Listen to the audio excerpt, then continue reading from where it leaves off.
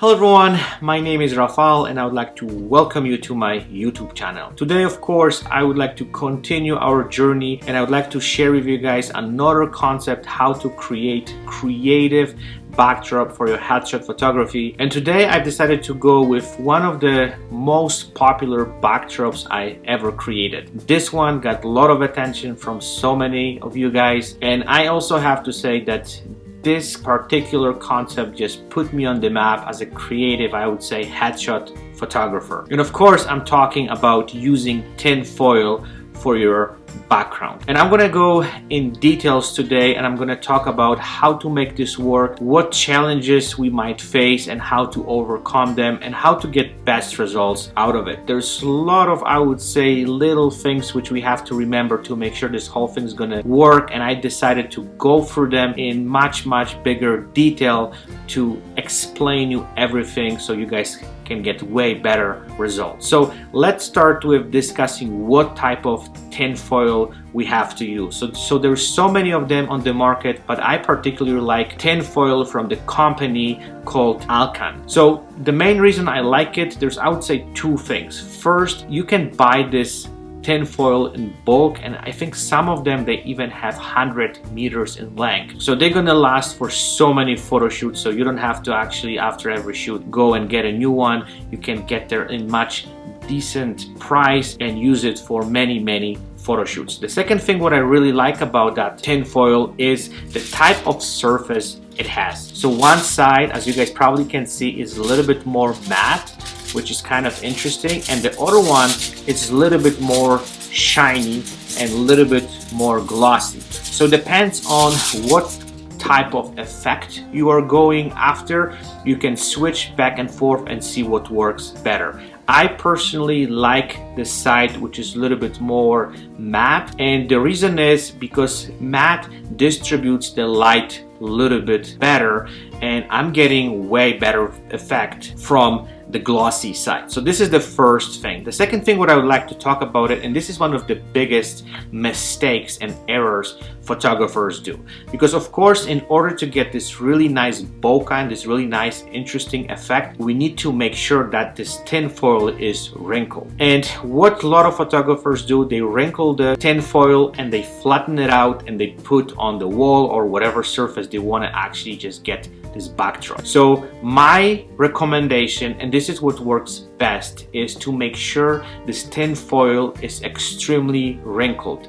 The more dimension we're gonna create, the better results we're gonna achieve, and this is something which is extremely important. Whenever you wrinkle it, don't flatten it out, just put that wrinkle tin foil on the wall or on the surface you guys are going to be reflecting the light off. So this is one of those things which is extremely important, and a lot of photographers, they either do this the wrong way or they don't actually know that's what creates this amazing effect. So the next thing what I would like to talk about it is the size. So typically for headshots we don't really need big backdrop. Usually my size of this background is about 2.5 meter wide, 1.5 meter high, and basically I'm using about 4 rows of this tin foil. And usually the way it goes, I just roll it out, make it much longer, so whenever you wrinkle this tin foil you actually get to this 2.5 meter wide, and then I just use it clear tape to glue it into the wall, and that's pretty much everything, and I'm ready to go. So in order to get interesting colors, I'm using, of course, my Speedlight with gels. So there is a couple also important facts you guys have to remember. Whenever you're using tin foil and you guys want to get nice and rich color from it, make sure your gels are quite saturated, because if you're using those very light ones which you can really see through and they don't have as much color, basically what's gonna happen, you're gonna pretty much not gonna get any tone from it and you're gonna totally lose the color. So the more saturated your gels are, the better results you're gonna get. Another little mistakes, and this is little thing which a lot of photographers do, they put the Speedlight with the gel fairly close to the background. And what happens is the light doesn't spread enough and they just getting a little bit of color somewhere in the middle, and that's it. So in order to overcome this, you have to make sure that your Speedlight with the gel is moved away from the background, so gives the Speedlights enough, I would say, space to distribute this light over entire background. This is again something extremely important. A lot of photographers forget about it. So play with the distance of your Speedlights to the backdrop to make sure this entire area is covered. So the next thing what I would like to discuss here is how we can achieve better bokeh and better results. So usually I don't really play with f-stops and all these settings, because usually that's not gonna actually help much, because we have to still set up our setting basically on the lights we have in place. But the best way to get better bokeh from this type of background is pretty much moving your subject away from the background. So the further away your subject is from that background, you guys gonna get better results. So whenever you guys gonna go with that type of background, don't put your subject close to the background, because you're not gonna get the nice effect. This whole thing is not gonna look good, and you're gonna pretty much struggle with this whole thing, and you're not gonna get this really milky and really kind of blurry bokeh from this tin foil. Make sure you move your subject as much as you can, and you will see how great bokeh you're gonna get out of this.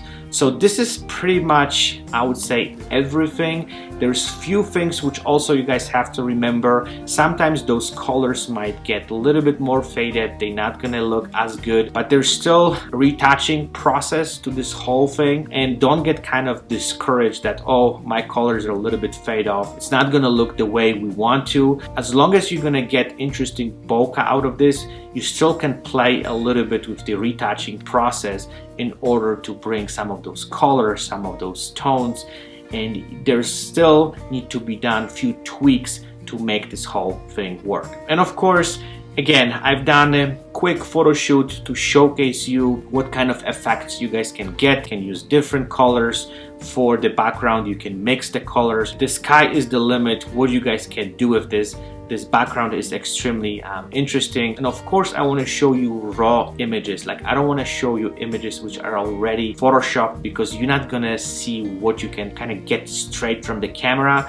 And also I will show you some images which are after retouching, so you can exactly see what kind of cool effects you guys can get out of this tin foil background. So I hope you guys liked this video. I was interesting, and you guys get a lot of interesting information which is going to help you to improve your tin foil background. I highly recommend it to try it, because this is something which can really create something unique and different, and you guys can still play with this and mold it, as I said, a little bit your way, so you can create your own style to it. So if you guys gonna have any additional question to this video, please feel free to contact me. You guys probably know where to find me, and I will be more than happy to answer any additional questions you might have regarding this.